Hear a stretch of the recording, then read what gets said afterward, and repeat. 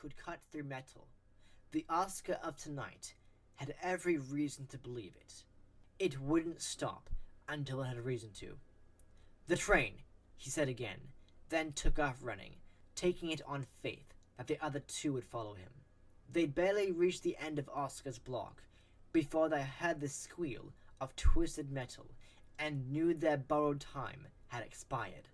They huddled over bikes left abandoned in people's yards and electrical transformer boxes, swatting away dead leaves and trash that swirled in the air and assaulted them, all to the soundtrack of a steadily moving mechanical rabbit, its jaw opening and slamming shut to the increasing speed of its chasing legs. Oscar dared to look behind him only once, finding the plush trap closer than he'd feared it might be, close enough to see the glowing whites of its vacant eyes. As the rabbit gained speed, Oscar and his friends lost theirs. The train tracks were still a quarter of a mile away. "Do I even want to know how close it is?" Raj asked, his breathing quickly transitioning to wheezing. "Just keep going," said Oscar. "Whatever you do, don't slow down." Oscar's legs burned as he pumped his arms, but even Oscar was starting to peter out. They just needed to make it a little farther. "How?" Isaac panted, swallowing, before trying again. "How do you even know there'll be a train?" Isaac had guessed the plan Oscar didn't have time to explain. "I don't," said Oscar, and Isaac didn't say a word after that. He understood. If there wasn't a train, then there wasn't any hope. Dipping into the clearest path they could find in the wooded land leading to the train tracks, Oscar, Isaac, and Raj raised their hands over their heads, shielding their faces from low-hanging branches as they listened to the plush trap crash a path through the trees, making quick work of any branches that dared to get in its way. When the path began to incline, Oscar knew they were getting close. His lungs were on fire, and Raj was beginning to cough and sputter in pain. When they crested the hill, Oscar saw the most glorious of all sights: light. "I told you," Oscar panted. "They'll never lose power." But as they tumbled down the slope leading toward the tracks, they once again lost sight of the east side of town, and the dreadful realization struck Oscar that without a train to intervene, they'd never make it to the east side in all of its lighted glory. The sound was faint at first, nearly impossible to hear over the howl of the storm and the buzzsaw of the plush trap gaining on them. But when Raj and Isaac looked in the same direction, Oscar thought he heard it. He knew it wasn't just a phantom noise. "The train horn! It's coming! It's coming!" yelled Isaac, and they yelled a collective whoop, filled with relief at hearing their savior approach. But they couldn't see it yet, and when they turned around, what they did see froze Oscar's blood in his veins. The shadow of a rabbit loomed tall across their feet before the bunny ascended to the top of the hill. "It's not going to come in time," whispered Isaac. "It will come in time," said Oscar. The plush trap tipped forward at the hill's peak and launched, sprinting down the hill with expert, deadly precision. "We're gonna die! This is it! We're gonna die!" said Raj. "It'll come in time," said Oscar, never taking his eyes off the rabbit. It was halfway down the hill before Oscar heard the beautiful sound of the train's horn cutting through the whir of the storm. The rabbit's eyes bulged, its ears stuck straight in the air at an unnatural angle, and as it pounded down the second half of the hill, Oscar could see shards of mangled metal from the garage door sticking out of its jagged teeth like chicken bones. Oscar dared to take his eyes from the plush trap just long enough to catch sight of a small circle of light at the visible end of the track. "Go," Oscar said to them. "No way, man," said Raj. "All of us together." "Just trust me," said Oscar. "Are you nuts?" said Isaac. "Get across the tracks," Oscar said, a strange calm washing over his body as he measured the distance in his periphery of his vision. the oncoming plush trap, and the oncoming train. His brain was doing calculus he didn't even know it was capable of. The horn blared through the air. The train was mere seconds away. So was the plush trap. Guys, it's going to work. This time, it's all going to work out. Just go! Raj and Isaac took one more look at the oncoming train before diving over the tracks and tumbling to the other side. Oscar could hear them screaming for him to cross too. He could hear them, but he wasn't listening. All he could focus on in that moment, in that split second between possible life and certain death, was the crackling but stubbornly alive voice of Mr. Devereaux. Sometimes you have to know when to go for it, even when it doesn't look possible. And in that impossibly small and infinitely huge space of time, Oscar finally understood what the old man meant. Sometimes luck isn't found. Sometimes luck is made.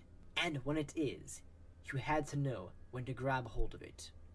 To the chorus of his friends' screams, and the blaring of the train's horn, and the grinding of the rabbit's teeth, he took 3 giant steps to the right toward the train, stepping onto the tracks, and waited for just the right second when the plush trap chaser raced onto the tracks and turned to face Oscar and the bright beam of the train's light. Oscar had a split second to register the sinister eyes. From its ravenous, bloody mouth came the voice of Oscar's mom. "Little man, I need you!" Then Oscar jumped. The air surrounding him smelled of steel and fire, and at first he didn't know what to make of the light. Was he in a hospital? Was he trapped under the train? Did I die? He heard his voice in his ears, and it seemed detached from his body. "Honestly, I don't know how, but no," said Raj, gulping at the air on the east side of the tracks, his body trembling hard enough for Oscar to feel the ground shaking under him. Or maybe that was the train. He could still hear the blare of the horn in the distance.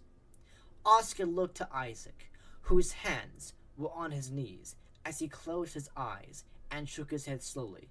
"You're an idiot," he said. "I know," said Oscar. But once the ground stopped vibrating and their legs stopped wobbling, they crept over to the part of the track where Oscar had played his most dangerous game of chicken. There, twisted and flattened into the concrete ties and hardened soil underneath, lay the remains of one plush trap chaser, a light-activated, chomping green rabbit, and no longer Oscar's favorite character from the Freddy Fazbear world. Dark green fur floated in clouds around the smashed rabbit, while other clumps stuck with grease to the rail ties. Tiny jagged pieces of teeth shone under the newly uncovered moon. The clouds finally parting after it was already too late to help. Bits of bloody human gum were attached to the teeth. Oscar swallowed down bile and shifted his gaze. Oscar stared down at the single grotesque eye that remained semi-intact, half-buried, but still bulging from the packed earth under the track. The other eye was smashed tissue, dead, but looking more human than ever. He shivered and turned to walk away. He was unable to stand looking at such an unblinking killer. The next night, Oscar helped deliver candy to the residents at the Royal Oaks nursing home, while his mom lit fires under the orderlies and rolled her eyes at the newest, dumbest ones. It was a sort of reverse trick-or-treating, with the candy coming to the people since they couldn't come for the candy. When Oscar arrived at Mr. Devereaux's room, Marilyn was curled at the foot of his bed. "Someone's feeling bold," Oscar said to her, but Mr. Devereaux was the one who answered. "I've decided that if she's going to steal my soul, she's earned the right," he said. And while it made 0 sense to Oscar, it seemed to make enough sense to Mr. Devereaux that he no longer eyed the loyal cat with suspicion. "So, how'd the harvest go?" he asked, and again, Oscar found himself in the company of one of Mr. Devereaux's lucid moments. More than lucid, even. It's like he'd been standing right there on the train tracks with Oscar when he needed it most. "Bad crop this year," he said, and Mr. Devereaux nodded slowly, as though he'd been there before. Oscar tried and failed to imagine Mr. Devereaux with his own 3-foot-tall chomping rabbit. "But I'm glad I did the digging," said Oscar, and with that, Mr. Devereaux was satisfied enough to fall back asleep, Marilyn greedily needing the space between his splayed feet. In the break room, Oscar found his mother, to whom he hadn't spoken since the morning, and only to explain that the toy had done just a little bit of damage to the doors, and he'd spend the next weekend patching them, and probably the rest of his natural life saving for a new garage door. His mom hardly seemed to notice, though. He supposed their fight over the phone earlier in the night had left more of a gaping hole in her than anything the plush trap could have done. Because he'd felt so awful about that, he did something that he knew wouldn't make up for it, but he knew he had to try. So he took what remained of his money and stopped into Hal's Halloween hallway and picked up a small plastic jack-o'-lantern and 2 bags of the chocolate-covered almonds she loved so much. He filled the pumpkin with the chocolates and stashed it in a cabinet in the break room until he knew she'd be taking her first coffee of the night. When he handed it to her, she smiled, but he thought she hadn't looked that sad since his dad died. Still, she pulled him in for the tightest rib-cracking hug in recent memory, and even though he could barely breathe under her fierce grip, he was so happy to know that he hadn't completely destroyed her. "I never meant to depend on you so much," she whispered while she held him, and Oscar was surprised. He'd thought his dad was the reason for her sadness. He'd never considered she might be the reason. "It's okay," and he surprised himself by meaning it. It really was okay. Not all the time, but he thought maybe that made the good times better. Like when his mom liked the present he made for her, or when his friends put their active lives on the line, just so he wouldn't face a monster alone. "It's okay," he said, and he let her hug him for a good long while. And that is the end of Story 3. Thank you for listening to this read-through of Five Nights at Freddy's Fazbear Frights number 2, Story 3, Out of Stock. I hope you enjoyed listening to it. If you did, please hit that like button. I really do appreciate it. And if you are new to this channel, subscribe for the next 3 stories in the next Fazbear Frights novel. And if you haven't already, make sure you subscribe to my second channel where I do reaction videos. The link will be in the description. Also, make sure you click that bell so you'll be notified whenever I upload a new video. And I'll be back next time with the next novel read through. Alright, see ya.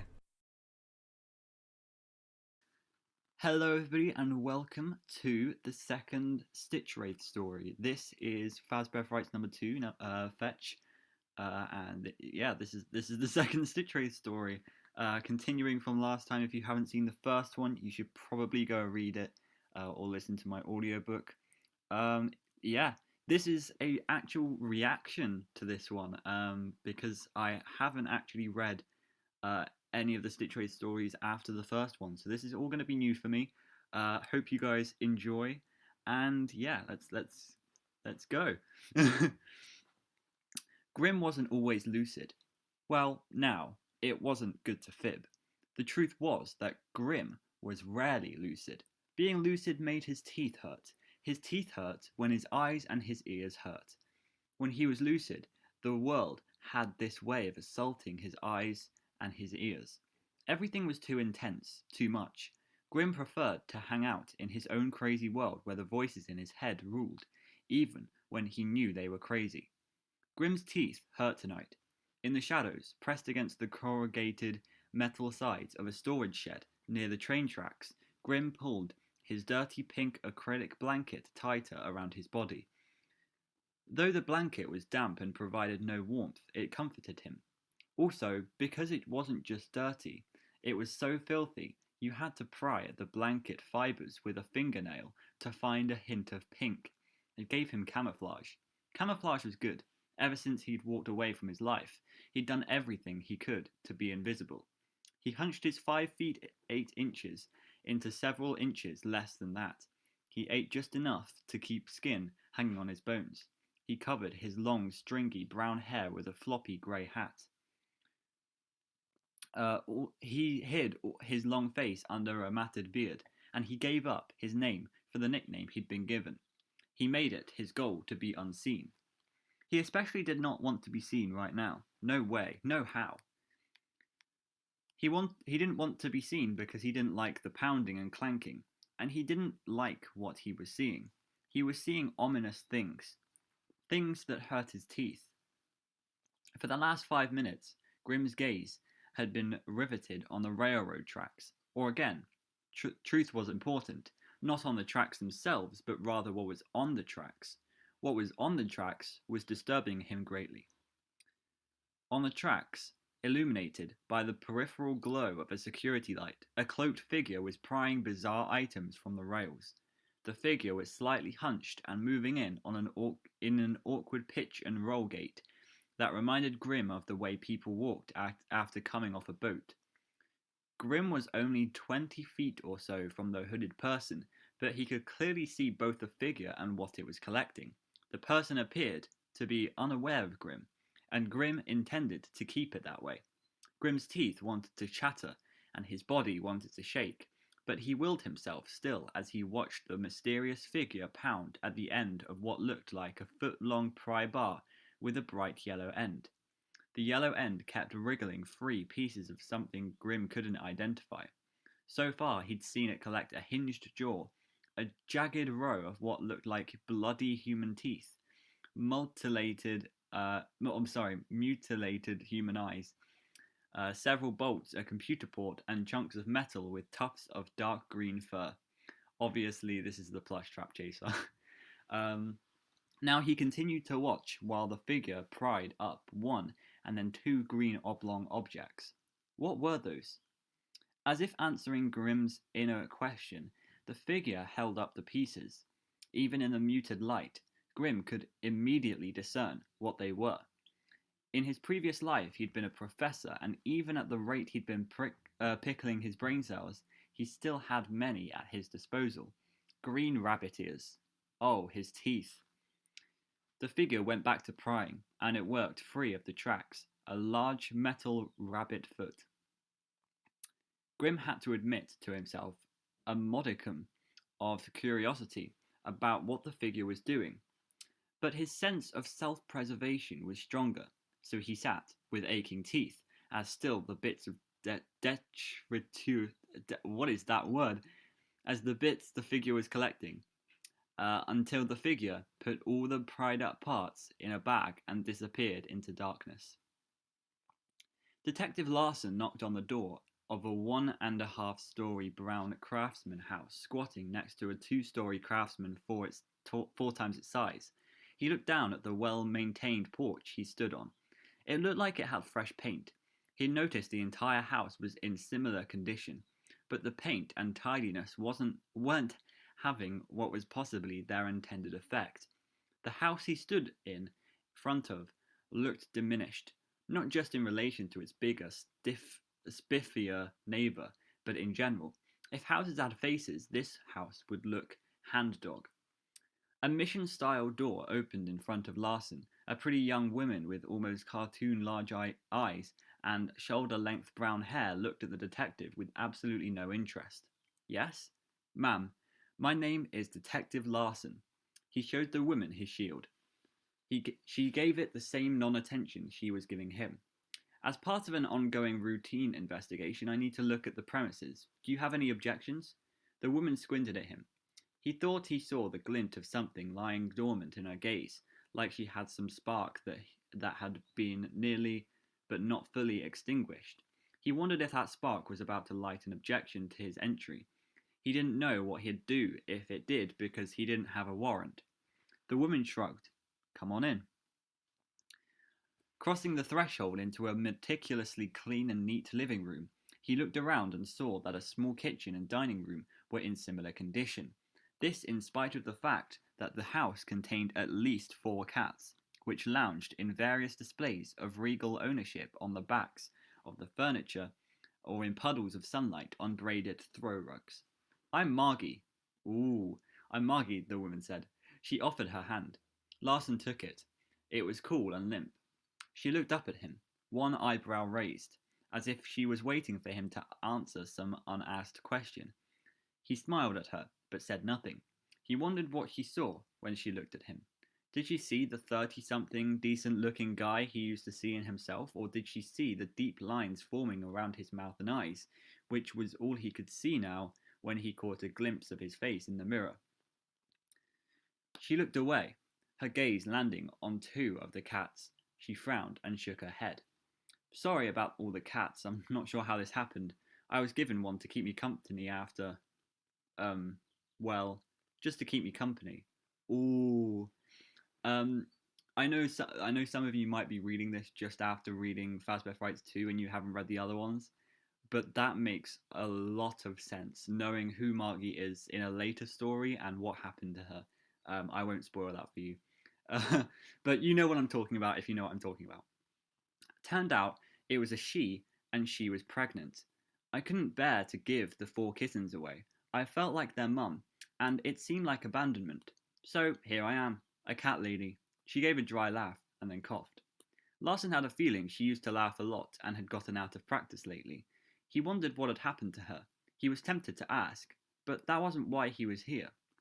Larson started wandering through the house. Margie followed him. How long have you lived here? He asked. He'd found that chatting with homeowners tended to distract them when he was checking out their place. It gave him more time to poke around before they started getting uncomfortable or even defensive. Just over 3 years, her voice hitched between 3 and years. He glanced at her. She sounded like she was going to cry, but her eyes were dry and her face was placid. I was hired to take care of a sick boy while his dad served overseas. Here we go. He passed away and left me the house. The dad or the boy? Larson wondered. He didn't ask. Larson had stepped into a short hallway with 3 doors. A 5th cat appeared from inside the last door, not filth. It was a small grey tabby. It sat down in the middle of the hall and started cleaning itself. Larson looked into a small, shiny bathroom, and then into a decent-sized bedroom, the one the woman was obviously using.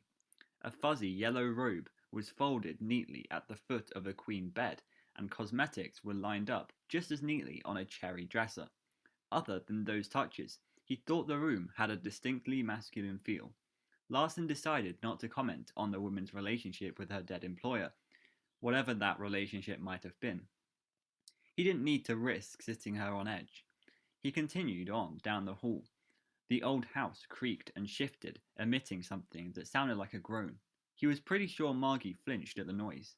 A dark grey cat meandered down the hall, sniffed the grey tabby, and then rushed against Larson's black slacks. He bent over and scratched it behind the ears. He knew he'd be sorry later. He was allergic to cats, but he still liked them. Stepping into what was obviously the 2nd bedroom, Larson stared at the single bed in the middle of the room. Other than the bed, the room held only a small cabinet. He wasn't sure what to make of this room, but he was compelled to stay in it. Specifically, the cabinet grabbed his attention. Next to him, Margie was quiet. She was close enough for him to smell what he assumed was her soap or shampoo. It had a fresh but clean scent, nothing heavy or alluring like perfume or cologne. In spite of the makeup she wore, he got the impression Margie didn't care much about doing things to impress others. He wondered if that was why he found her attractive. He liked her simple transparency. No, she wasn't spilling her guts to him in the annoying way nervous witnesses often did, but she wasn't trying to be something she wasn't either. He could tell. He cleared his throat as he meandered around the bed toward the cabinet that had captured his interest. We've been pursuing a person of interest in the ongoing case I mentioned. The case has been at a near standstill. It's gone without any leads until recently. Now we have this. He reached into the inner pocket of his grey sports jacket and pulled out a photo, which he held up for Margie to see. Margie said nothing, but her face had a lot to say. First, she flushed. Then, as quickly as her cheeks went pink, they lost all colour, and she blanched. Her eyes widened. Her mouth opened slightly. He heard her breathing quicken. About to call her out on her reaction, Detective Larson did a stutter step of surprise when the grey tabby suddenly jumped onto the single bed. Sorry, Margie said again. She picked up the cat. It immediately started purring. Larson couldn't help himself. He reached out and rubbed the side of its face. Suddenly aware he was very close to Margie, he stepped back. The cabinet was right in front of him. He hadn't realised he'd reached it. Now he had to see what was inside of it. At the same time he was drawn to it, he felt an inexplicable reluctance to open the cabinet door. He sneezed. Excuse me, he said. It's the cat, Margie said. It's okay, he was lying. He'd be miserable the rest of the day. He realised he was putting off opening the cabinet, which is absurd. So he grabbed the cabinet knob and pulled on it. The cabinet was empty, but the walls inside of the cabinet weren't. They were covered in harsh black scribblings jammed close together. What looked like nonsensical letters made by a thick marker covered nearly every inch of the cabinet's interior. Larson could see no meaning in the scrawls, but nonetheless, they gave him the same feeling he'd had when he'd looked at the recent grotesque death reports. Larson turned and looked at Margie. What happened in this house? Of course, I know what happened in the house because I've read The Real Jake in Fazbear Frights 6, but if you haven't read that, then just wait. Just wait. Very good. Very good. Yeah, so that was the second Stitch Wraith. This is getting interesting. As you know, the Stitch Wraith connects all of the stories together, and it's very interesting. Obviously, the first part was about the plush trap chaser, and that part was about this kid. Yeah, we won't talk about that just in case. I don't know what to do here because I feel like I'm spoiling it, but at the same time, I feel like everyone already knows. Anyway, if you know, then you know. Yeah, that's it. I'm just gonna end it here. Thank you so much for watching. If you want to watch part 3, that will be out very, very soon. The entire playlist might be in the description. I don't know, but if not, there's a playlist on my channel. So go and watch all of them. Anyway, thank you for watching, and I will see you later. Goodbye. 5 Nights at Freddy's Fazbear Frights. Number 3. Story 1. 1:35 a.m. Oh hooray! Buzzy, buzzy, buzzy! Sang a loud, tinkling voice. The inane song reached, like a long-handled hook, into Delilah's enjoyable dream and yanked her from the blessed retreat of sleep. What the? Delilah muttered as she sat up in the middle of her rumpled flannel sheets, blinking at the sun punching through gaps in her louvered blinds. You make me feel so perky, the singer continued. Delilah threw her pillow at the inadequate wall that separated her apartment from the one next door. The pillow made a satisfying thump when it hit a framed poster depicting a serene beachy scene. Delilah looked at the poster with longing. It represented the view she wished she had. But Delilah didn't have an ocean view. She had a view of dumpsters and the filthy backside of the 24-hour diner where she worked. She didn't have serenity either. She had her annoying neighbor, Mary, who continued to sing at the top of her lungs. Thank you, thank you, thank you for starting my day. Who sings about alarm clocks? Delilah snapped, groaning and rubbing her eyes. It was bad enough having a singing neighbor. It was 1,000 times worse that the singing neighbor made up her own stupid songs and always started her day with one about an alarm clock. Weren't alarm clocks bad enough on their own? Speaking of which, Delilah looked at her clock. What? She catapulted from her bed, grabbing the little battery-powered digital clock. Delilah glared at its face, which read 6:25 a.m. "What good are you?" Delilah demanded, tossing the clock into her bright blue comforter. Delilah had a pathological hatred of alarm clocks. It was a vestige of the 10 months she spent in her last foster home nearly 5 years before. But life in the real world required the use of them, something Delilah was still learning to deal with. Though now she discovered something she hated worse than alarm clocks. Alarm clocks that didn't work. Delilah's phone rang. When she picked it up, she didn't wait for the caller to speak. Talking over the sound of clattering plates and a hum of voices, she said, "I know, Nate. I overslept.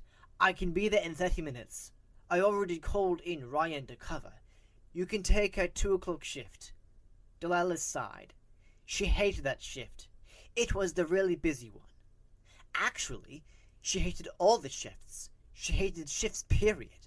As the shift manager at the diner, she was expected to work whichever shift best fit the overall schedule. So her days varied from 6 to 2, 10 to 2, and 10 to 6. Her body clock was so messed up that she was practically sleeping while she was awake, and awake while she was sleeping. She lived in a state of perpetual exhaustion. Her mind was always murky, like fog had rolled in through her ears. Not only did the fog dampen her ability to think clearly, it also made it difficult for her brain to interface with her senses. It seemed as though her vision, hearing, and taste buds were always a little off. "Delilah, can I count on you being here too?" Nate barked in Delilah's ear. Yes, I'll be there." Nate made a growling sound and hung up. "I love you too," Delilah said into the phone before she set it down. Delilah looked at her queen-size bed. The thick mattress and her special memory foam pillow beckoned like a languid lover, inviting her back to bed. Delilah so wanted to give in. She loved sleep. She loved just being in her bed. It was like a cocoon, an adult version of the blanket forts she liked to build when she was little. She would spend all day in her bed if she could. She wished she could find one of those stay-at-home jobs that let her work in bed in her pajamas. It wouldn't be ideal for her employer because she'd rather just lounge about and sleep, but it would be better for her health. She could set her own shifts if she worked for herself, but all her searching for such a job had found nothing but work-at-home scams. The only place that would hire her after she and Richard split up was the diner. All because she had a juvie record and had dropped out of high school for reasons she barely remembered anymore. Life sucked. Delilah looked at her useless alarm clock. No, she couldn't risk it. She had to stay awake. But how? Next door, Mary was on at least a third repeat of her stupid wake-up song. Delilah knew it would do no good to bang on the wall or go next door to ask Mary to keep it down. Mary wasn't cooking with all her banners. Delilah wasn't sure what was wrong with the woman. She just knew that her previous complaints had disappeared into the void that seemed to make up the mind hidden under Mary's thick gray hair. Delilah didn't want to stay in her apartment and listen to Mary. She might as well do something useful. Shuffling into her tiny pink-tiled bathrobe, Delilah brushed her teeth and dressed in gray sweats and a red t-shirt. She figured she might as well go for a jog. It had been at least 3 days since she'd gotten exercise. Maybe that had something to do with the fog in her head. Nah, she knew that wasn't true. She tried exercise as a solution to her constant exhaustion. It didn't seem to matter how much she worked out. Her body just didn't like bouncing from one schedule to another like a hummingbird flitting about. "It's just because it's winter," Delilah's best friend Harper said. "When spring comes, you'll wake up, just like the flowers." Delilah had doubted that, and rightfully so. Spring was here. Everything was blooming, except Delilah's energy levels. But whether it would help her head or not, Delilah put on her running shoes and tucked her keys, phone, some money, driver's license, and a credit card into her running pouch, which she then hung around her neck. Leaving her little noisy apartment, Mary was still singing. Delilah stepped out into a carpeted hallway that smelled like bacon, coffee, and glue. What was it with the glue? Delilah snorted as she trotted down 3 flights of narrow, uneven steps. The super was probably fixing the wall or something. She wasn't exactly living in an upscale place. 2 sullen, slouchy teens ambled through the building's lobby as Delilah reached it. They eyed her. She ignored them, stepping through the scratched gray metal door just in time to watch the sun duck behind a fluffy white cloud. It was one of those bright, breezy spring days that Harper loved and Delilah hated. Maybe if she lived on the coast or in a forest, she could appreciate the happy sun and the sprightly air currents. Surrounded by nature and maybe some blossoming flowers, such a day would feel right. But here, in this urban conglomeration of strip malls, machine shops, car dealerships, vacant lots, and low-income housing, bright and breezy wasn't pleasant. It was jarring. A tiara would look more suitable on a pig. Trying to ignore smells of rotting lettuce, exhaust, and rancid frying oil, Delilah propped her foot on the side of the empty flower planter in front of her gray-walled boxy building. Maybe it would feel more like spring if the planters were growing flowers instead of rocks. Delilah stretched, then shook her head at her negativity. "You know better," she scolded herself. Setting off at a medium-paced jog, Delilah pointed herself north, which would take her through the nearest housing area, where she could run past houses and trees instead of struggling businesses and cars. She needed to get out of this dark spiral she was in. She'd have enough therapy when she was in her teens to know that she had an obsessive personality. Once she latched onto a perspective, there was no unlatching her. Right now, she was stuck on the idea that her life sucked. It was going to continue to suck if she didn't pick a new idea. As her feet met the uneven sidewalk, Delilah tried to clear the fog from her brain by thinking happy thoughts. "Every day, I'm getting better and better," she chanted. After 10 rounds or so of this affirmation, she was starting to feel snarly. So, she traded affirmations for an image of the life she wanted to be living, that made her think of the life she had been living with Richard, which just dropped her further into the negativity pit. When Richard decided he wanted to replace his dark-haired, dark-eyed missus with a blonde, blue-eyed wife, Delilah didn't have many options.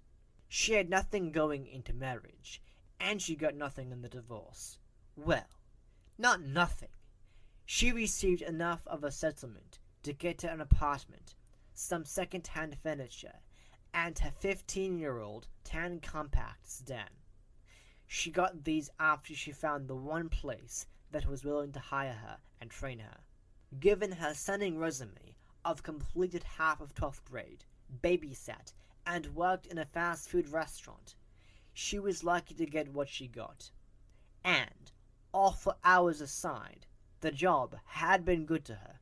Nate had sent her to management training, and she had climbed the ladder from server to shift manager in just a few months. At 23, she was the youngest shift manager in the restaurant. "See?" Delilah panted. "Things are looking up." She clung to that tenuously positive thought as she jogged through the ratty old neighborhood that backed onto an industrial park. The neighborhood was too run down to be called pretty, but it was filled with beautiful old maple trees and tall, sinewy poplars that swayed in the gentle wind coming up the street. All the trees were filled with light green new growth. The tender leaves encouraged more hopeful thoughts, if only for a minute or two. She wondered if the people who lived in the area ever let the trees inspire them. Looking around, she doubted it. A few listless kids were waiting for the yellow school buses that belched diesel fumes as they came chugging up behind Delilah. An old guy with a shiny bald head mowed a yard full of weeds, and a woman whose attitude appeared to be worse than Delilah's stood on her front porch glaring into a coffee mug. Delilah decided she'd had enough of the neighborhood, and enough of her run for that matter. She looped around a defunct car part store and aimed for home. Home. If only it was home. But her apartment wasn't home. She'd have two homes in her life. One she shared with her parents until they died when she was 11.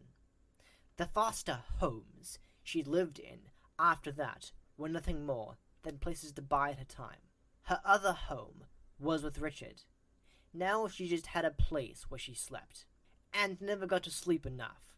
Lately, it felt like life was just one annoying sleep interruption after another, like the world was an alarm that kept going off and waking her from her dreams. The only place she could find a truly happy thought. Back in her apartment, Delilah did her best to ignore her mostly empty pale green walls. She hadn't gotten up the oomph to repaint since she'd moved in. She took off her shoes and put them neatly by the front door. She crossed to her well-worn beige leather love seat and straightened the green and yellow afghan draped over its back.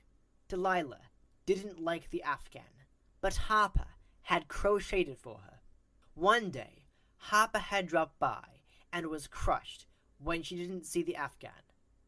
After that, Delilah had left it out. You just have to be careful to tuck in the wonky bits, Harper told Delilah when she presented the gift. Given that there were many such bits, proper tucking was challenging. Mary continued wobbling next door as Delilah peeled off her sweaty t-shirt and opened the cabinet where she kept her stash of cookies. The cabinet was empty, of course. Sighing, Delilah opened her refrigerator. She knew that it was a futile action because she didn't cook and therefore kept nothing in the fridge but bottled water, apple juice, and half-eaten carry-out food from the diner. One of the perks of working at the diner was she got 2 free meals every shift. That kept her pretty well fed, so all she really needed were her cookies, milk, some protein bars, and frozen dinners for the nights she didn't work. The refrigerator revealed that she needed not just cookies, but milk too. Mary's voice wafted through the wall. Spring has sprung, and worms have come.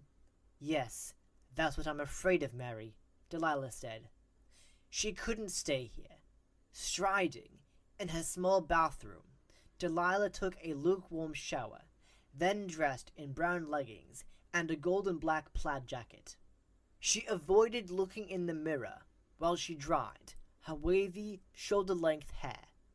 Delilah didn't wear makeup anymore. Rather than spend money on cosmetics that got her unwanted male attention, she left her face bare and put the extra dollars in her savings account. Even without makeup, Delilah was pretty enough to turn heads. A modeling agency she applied to once told her she was just a large chin shy of having classically beautiful features. 2 agencies had given her the names of plastic surgeons and told her to come back after she had a little chin and jaw worked on. Delilah figured if she wasn't going to put on makeup, why look in the mirror? She knew what she looked like, and lately she wasn't too keen on meeting her own gaze. She saw something there that scared her, something that made her wonder what her future held. Next door, Mary was singing at the top of her lungs about visiting Mars. You go, Mary, Delilah said, wishing Mary would go to Mars, and not come back. Grabbing her purse, Delilah headed for her car. She figured she could get to the store, get some cookies and milk, and still come back in time to take a little nap before work. After a visit to the grocery store replenished her oatmeal cookie stash and her milk supply, Delilah left the store from the rear of the parking lot. She liked weaving her way back to the apartment on quiet neighborhood roads instead of the congested 4 lanes that ran through the heart of the industrial and retail splat she lived in. This neighborhood was a little nicer than the one she ran through. It had bigger houses, greener lawns, and newer cars. The trade-off was that the older neighborhood had those big maple and poplar trees, and this new neighborhood had runty cherry trees. She had to admit that the pink blossoms were pretty, though. Turning the corner next to a particularly flowery tree, Delilah spotted a garage sale sign. Its arrow pointed straight ahead, so, on a whim, she went that way. 2 more signs directed her to take right turns, and eventually she found herself in front of a 2-story Spanish-style home, looming over several card tables piled high with household merchandise. Delilah couldn't help herself. She had to stop. Just as Delilah had a thing about getting stuck in a thought pattern, she had a thing about garage sales. She'd been hooked on them since she was a teen. One of her therapists, Allie, had a theory about it. Allie thought Delilah loved garage sales because they gave her glimpses into family life. They reminded her of what normal looked like. Delilah wasn't an obsessive garage sale shopper. Yes, she did occasionally buy. She'd gotten all her current furniture from garage sales. Mostly, though, Delilah was a garage sale watcher, an archaeologist of household items, a stuff private eye. She wanted to know what people used, what they collected, what they loved, and what they didn't want to keep around anymore. It entertained her. Figuring her milk could sit in the car for 15 minutes or so, Delilah pulled her car behind a dirty red pickup. The pickup and a powder blue Cadillac were the only cars parked in front of the house. Just 2 people wandering among the tables. One person was a heavy-set woman who seemed intent on kitchenware. The other was a slight young man who was browsing piles of books and records. Delilah nodded at them both, and also at a middle-aged woman who sat next to a picnic table that held a metal cash box, a pad of paper, and a calculator. "Welcome," the woman called out. She had short, spiky brown hair, and her eyes were encircled in heavy black eyeliner. She wore a yellow running suit, and she carried a butterscotch-colored chihuahua that was so quiet and docile, Delilah began to wonder whether it was real. But when she stepped up to pet it, the dog wagged its tail. "This is Mumford," the woman said. "Hello, Mumford." Delilah scratched Mumford behind the ears, becoming Mumford's new best friend. Strolling away from Mumford and his human, Delilah explored the intriguing piles on each table. She poked through small appliances, tools, games, puzzles, electronics, and clothes, finding a black leather jacket that intrigued her until she sniffed it and got a nose full of stale mothballs. Wandering to the next table, she found herself in the toy section. A glance at a pile of fashion dolls darkened her already precarious mood, because the dolls reminded her of how impossible it was to prevent other foster kids from playing with her stuff when she was growing up. Blocks made her think of a little foster brother she'd gotten close to in foster home number 3, only to lose him to adoption a week before she was moved to a different home. She was getting ready to walk away from the table in search of home decor items when her gaze landed on a different doll. With brown curly hair, big dark eyes, and plump pink cheeks. The doll looked almost exactly like the baby Delilah had envisioned having someday with Richard. At the start of their marriage, her baby was as real to her as anything in the physical world. She'd been sure she was going to be a mother, so sure that she named the baby before the baby was even conceived. Her name would be Emma. Intrigued, Delilah circled the table to get closer to the doll. Tucked in a large wooden box full of plush toys and electric gadgets, the pretty baby face was partially shadowed by the doll's blue hat. The hat's wide brim, fringed in pink ruffles, looked incongruous wedged between a game console and what looked like a remote-controlled airplane. Delilah had to shift both items to fit the doll, which was about 2 feet tall. Wearing a puffy-sleeved 1980s-era bright blue full-skirted dress with pink ruffled trim and a big bow around the waist, the doll was much heavier than Delilah expected her to be. When she examined the doll, Delilah realized this was because the doll was electronic. Delilah reached for the bright pink tag and instructional booklet that hung from the doll's wrist. "My name is Ella," the tag read. Ella, so close to Emma. Delilah felt an odd tingle slither through her body. How weird was that? A doll that looked like her long-desired baby, and a name that was far too close to be a coincidence. Although it had to be a coincidence, didn't it? Delilah opened the little booklet. Her eyes widened. Whoa, this was a high-tech doll. According to the booklet, Ella was a helper doll manufactured by Fazbear Entertainment. Fazbear Entertainment, Delilah whispered. She'd never heard of it. The booklet had a list of what Ella was designed for, and the list was impressive. Ella could do all sorts of things. She could keep time and serve as an alarm clock, manage appointments, keep track of lists, take photos, read stories, sing songs, and even serve drinks. Serve drinks? Delilah shook her head. Looking around, Delilah was relieved to see that no one was paying attention to her interest in the doll. Mumford's mom was helping the young man looking at records. The heavy-set woman was busy piling china plates next to the metal cash box. No one else had shown up. Delilah kept reading.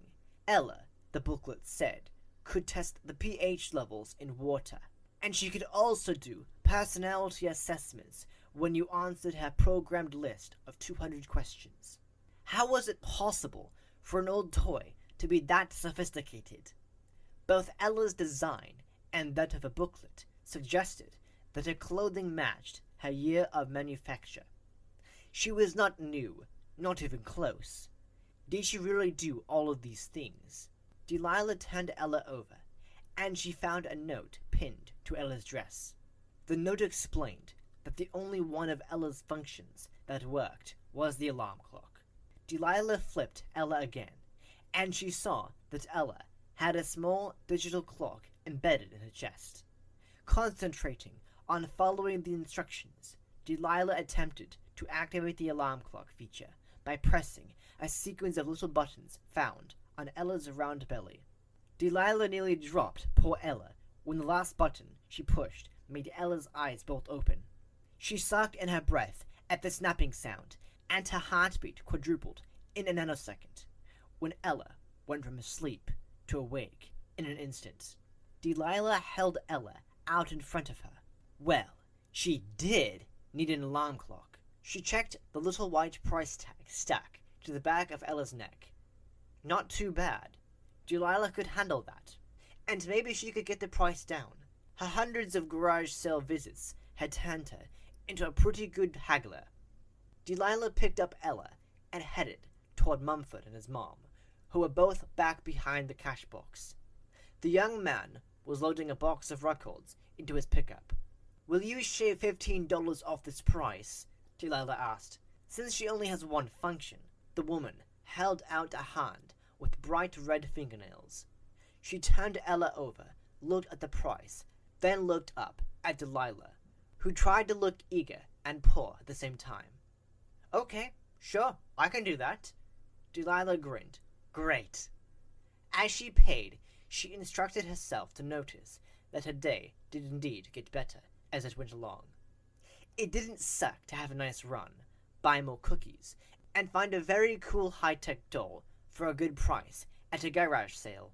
Ella would make a cool conversation piece to perch on Delilah's old oak coffee table. Harper was going to love Ella, and now Delilah had a working alarm clock. She could go home, take a nap, and still have a way to be sure she got up in time for work. Yep, things were looking up. Maybe she could get off the life sucks track after all. Back in her apartment, Delilah set Ella on her nightstand, under her white ginger jar lamp. Ella, with her poofy dress all fluffed up and spread out around her, looked good there, content even. Actually, she looked a little pleased with herself, which was, of course, a projection because Ella wasn't even aware of herself. It was Delilah who was pleased with herself. She was proud for finding a way to turn the day around. She'd gotten past her funk. That was pretty impressive. Delilah checked her watch and set Ella's clock to match that time. It was barely 11:30 a.m., so Delilah was going to be able to grab a couple hours of sleep. Setting Ella's alarm for 1:35 p.m., Delilah smoothed her sheets and blanket and laid down on top of them, pulling up the comforter to her chin, not because it was cold in her apartment, but because it made her feel secure. Thankful that Mary was either asleep herself, was out running errands, or had ruined her vocal cords with too much singing, Delilah lay back and let herself ride the currents of drowsiness into blissful unconsciousness. The phone blasted through Delilah's peace like a rocket shattering monastery walls. She shot upright and grabbed for her phone, chastising herself for not shutting it off so her nap wouldn't be interrupted. What? She snarled. Where the hell are you? Nate snarled right back. Huh? It's... Delilah looked at Ella. Ella's clock read 2:25 p.m. Oh crap! You better be here in 15 minutes or don't ever be here again. Delilah pulled the phone from her ear just in time to avoid the clap she knew was coming. Nate used an old-fashioned corded phone, the kind with the metal hook for the receiver. He expressed himself via the force with which he replaced the phone on its hook after a call. He was pissed. Delilah ran into her bathroom, tearing off her clothes as she went. She splashed water on her face. Running a brush through her hair, she trotted back into the bedroom, yanked on her dark blue uniform dress, and grabbed her work shoes, ugly black no-slips Nate made all the employees wear. As she laced them up, her gaze landed on Ella. Well, your disappointment, she told the doll. Ella looked back at her through her thick lashes. One of her curls had fallen over an eye. She almost looked mischievous. No wonder the doll was so cheap. The only thing that worked was the clock in the middle of Ella's chest. But, without the alarm function, what good was the clock? Ella was still a pretty doll, and she still looked like Delilah's long-desired baby. But now she was more a reminder of Delilah's frustration than anything else. Finishing with her shoes, Delilah snatched Ella from the nightstand. For a second, she marveled at the realism of Ella's baby-soft skin. But then she strode into the living room, grabbed her purse, and headed out the door. Jogging down the hall to the stairs, Delilah shook her head when she heard Mary belt out, I love the big bright world. Outside, the sun had succeeded the sky to a ceiling of low-hanging clouds, spitting fat raindrops. Delilah paused to hold the door open for two elderly ladies who took an excruciatingly long time to go inside. Then she tore around the side of the building, heading for the dumpsters. 3 green, hulking dumpsters sat, like a trio of trolls, at the edge of the apartment building's parking lot. 2 were open. 1 was closed. Delilah aimed toward the second open dumpster, and she swung Ella in an arc, releasing Ella's hand at the apex of the curve. Ella flew through the intermittent precipitation and landed with a reverberating metallic thud in one of the open dumpsters. Delilah winced a little at the sound, feeling guilty for tossing out a doll that looked just like her baby. A doll with surprisingly real-feeling hands. Delilah didn't see which dumpster Ella landed in, because Nate appeared in the diner's back doorway. Delilah waved at him. "You late because you were playing with your dolly?" he called out. "Very funny." Delilah ran toward the diner and reached the door just as the raindrops turned into rain sheets. Nate stepped back to let her by, then closed the door on what was now a downpour. Delilah got a whiff of Nate's aftershave, a subtle scent of whiskey, which he was inordinately proud of. "Manly, don't you think?" he asked the first time he tried the new product. Delilah had to admit it was, defying the stereotype of a typical diner owner. Nate was tall, fit, good-looking, and well-groomed. About 50, he had short, graying black hair and a tidy, close-trimmed beard. He also had pewter gray eyes that could impale you with his displeasure. He was aiming those eyes at Delilah now. "You're lucky you're good and the customers love you," he said. "But you need to get a handle on your tardiness. I can't let you slide forever. I know, I'm trying." "That you are." Delilah's shift went quickly. That was the upside of working the 2 to 10. The rush could kick your butt, but at least time flew by. Delilah got back to her apartment about 10:30 p.m., thankfully missing one of Mary's goodnight songs. The building was pretty quiet. All Delilah could hear was rap music coming from one of the apartments. Because we wanted to watch that bitch because it got took out the theaters, and that was like our last chance to watch it. So we went to this dollar theater that was in our hometown, and it was kind of late. It was like 11:30 at night. So we sitting in the theater. Now take note, it's 4 niggas in the theater, and we 3 of them, and it's a nigga in the front. So we sitting in there and we watching the movie, and it's in the peak